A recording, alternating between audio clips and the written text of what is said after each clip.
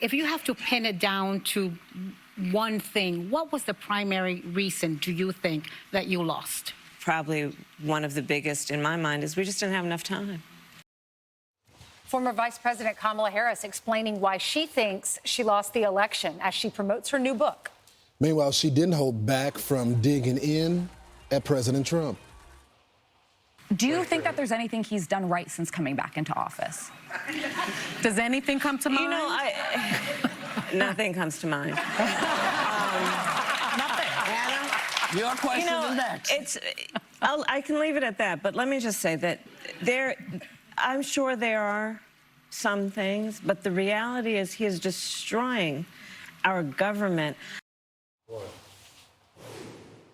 Arkansas Governor Sarah Huckabee Sanders is here to react. Governor, she's still running a campaign that nobody really wants her to. She's bringing up things that the party wants to move on from. Your reaction to her trying to fix her biggest mistake in 2024 on The View? You know, the revisionist history that Kamala has is pretty laughable. It wasn't that she didn't have enough time. It's that she didn't have any good ideas. And America had already seen what an administration under her leadership would look like. Failed, disastrous, open borders, tons of crime, high inflation, and people didn't want that anymore. They rejected her and her ideas, and they said, you know what, we've seen what life is like under Donald Trump, and we want that again. We want a strong economy. We want strong borders. We want to be respected on the world stage, not laughed at. They saw that under Donald Trump for 4 years, and they knew they could have it back. They knew what she had given them and the administration she had been part of was something they didn't want anything to do with. And so it had nothing to do with time and everything to do with bad ideas and bad policies. And I think that America is thankful. And when she does interviews like that, it only reminds us even more why we're glad Donald Trump is back in the White House. We just saw her hugging Sonny. And Sonny was the one who asked her that question, would you do anything differently than Joe Biden?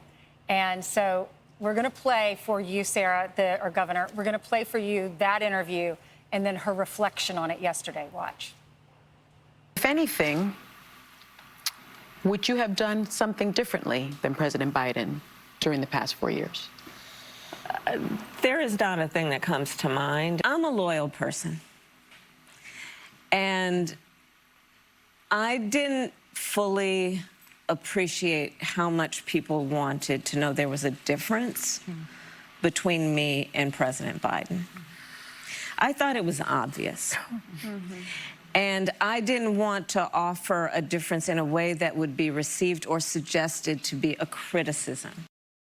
That just proves, Governor, that she was out of touch with the American people. She didn't realize, she says, what the American people wanted. Which is exactly another key reason she was rejected. It wasn't that she was being loyal to President Trump. It was that she had nothing to offer. She brought nothing forward for the American people to say, you know what, that's exactly what I want to see in the White House. They'd experienced it. They didn't want it. They did want President Trump, and it's why he had a historic comeback victory to regain the White House. And now people are getting to see all of the benefit of that. We have completely shut down the wide open borders that took place under Kamala Harris. Look at what's been taking place over the last several weeks with President Trump making deal after deal with other world leaders, sitting down this week at UNGA and developing better relationships. Can you imagine if Kamala Harris was dealing with and in the position that Donald Trump was in? He's cleaning up all of their messes, not making them worse. And our country is better for the fact that she did not offer anything that America wanted or any difference, and that he was able to defeat her soundly and easily and go back to the White House. Such a good point, Governor. I want to get your reaction. It's been a rough couple of weeks after the assassination of Charlie Kirk. You shared some footage of young Americans and Arkansans restoring this Charlie Kirk memorial. Why was that important? Because I think so often in our country, when you're seeing some of the worst and some of the darkest, most horrific and tragic moments, like we saw with the assassination of Charlie Kirk, somebody who was a friend, a conservative hero, somebody who was so unapologetic and outspoken in his faith, taken so quickly, so tragically, to have people come in and destroy a memorial dedicated to him. And you think, gosh, it gives you such pause and think that maybe there's too much darkness in the world. You have young people who will restore it and show you the goodness of America, show you that it still exists. And we saw that in these 3 kids who came, rebuilt the memorial, and we saw it in the millions of people who tuned in around the world to celebrate Charlie's life, and frankly, to tell his story and help spread the gospel the way that Charlie would have wanted to happen. Yeah, 2 people evidently vandalized that, and then these kids came back and fixed it. Great job. The 2 that Good vandalized story. were arrested. Yep, both were arrested, Governor. caught on Thank video. you, Governor. Thanks, Governor. More Fox and Friends in a moment.